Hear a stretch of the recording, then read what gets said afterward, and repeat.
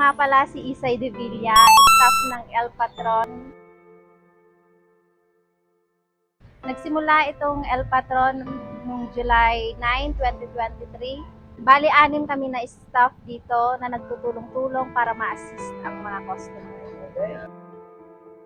May mga combination po kami na gaya ng pares tumbong, pares isaw, pares mata.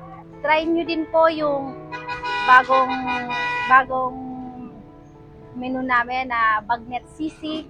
May tapa rin po kami. Meron din pala kaming leche flan and buko pandan. Pwede rin po kayong umorder online via Facebook.